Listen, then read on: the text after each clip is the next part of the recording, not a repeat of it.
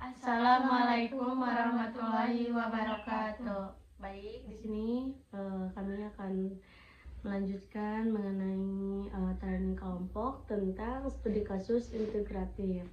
Sebelumnya saya akan memberikan studi kasus terlebih dahulu, yaitu PT Dharma Cipta sedang mengalami penurunan kinerja selama 3 bulan terakhir. Tim pemasaran mengeluh karena target terus meningkat, namun tidak diikuti dengan dukungan dalam manajemen. Mungkin di sini juga ada beberapa karyawan baru merasa tidak mendapatkan bimbingan yang cukup dari atasan, sementara karyawan yang lama merasa tersaingi karena budaya perusahaan berubah menjadi lebih formal dan kompetitif. Selain itu, gaya komunikasi manajer yang terlalu direktif membuat anggota tim enggak memberikan ide. Mungkin motivasi menurun ini terjadi konflik antara anggota. HRD juga mencatat peningkatan absensi dan penurunan kepuasan kerja. Nah, mungkin lanjut ke pretest terlebih dahulu. Di sini saya ingin mengetahui di level pertama, yaitu teori apa yang menjelaskan bahwa motivasi dapat menurun apabila karyawan merasa tidak dihargai. Boleh?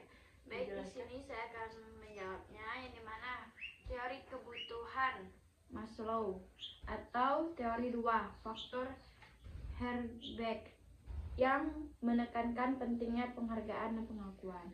Baik, terima kasih. Mungkin lanjut ke level 2. Di sini saya ingin menanyakan mengapa gaya kepemimpinan yang terlalu direktif dapat menurunkan kreativitasan. Baik, saya akan menjawab pertanyaan tersebut karena karyawan menjadi takut salah, tidak merasa dipercaya, dan ruang untuk berpartisipasi menjadi sangat kecil. Baik, terima kasih atas jawabannya. Mungkin di level 3 ini saya ingin mengetahui, berikan contoh nyata perilaku organisasi yang terlihat pada kasus tadi. Baik, di sini saya akan menjawab, yang dimana komunikasi satu arah dari atasan, rendahnya motivasi, konflik antara karyawan, dan budaya kerja yang tidak konsisten setelah perubahan struktur. Baik, penelitian sudah selesai. Mungkin langsung aja ke materi berikutlah.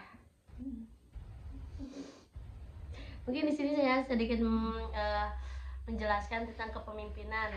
Gaya direktif yang berlebihan menghambat inisiatif. Pemimpinan seharusnya menyesuaikan gaya sesuai kebutuhan anggota tim. Sedangkan komunikasi, terdapat miskomunikasi antara manajemen dan karyawan terkait target, peran, dan ekspektasi. Di sini juga komunikasi efektif harus dua arah, bukan hanya instruksi aja.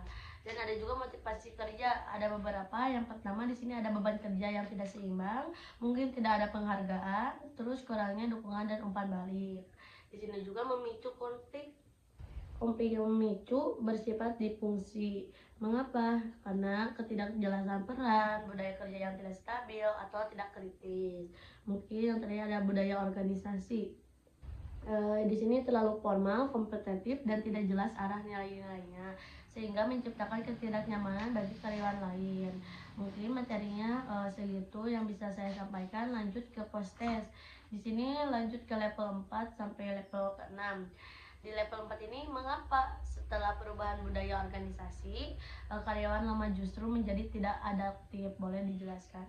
Baik, di sini saya akan menjelaskan karena budaya lama mereka diganti secara tiba-tiba tanpa sosialisasi, sehingga mereka kehilangan rasa aman psikologis dan merasa tidak cocok dengan lingkungan kerjanya. Baik, terima kasih. Jawaban sangat relevan ya. Mungkin ke level 5 ini, apakah manajemen sudah tepat menaikkan target tanpa meningkatkan dukungan kepada tim?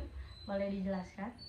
Baik, itu tidak ya, karena target tanpa sumber daya memadai menciptakan hidden stressor yang dapat menambah stres dan menurunkan produktivitas. Insyaallah. Terakhir mungkin saya ingin mengetahui di level 6 ini, sebutkan satu solusi integratif untuk memperbaiki situasi di perusahaan tersebut.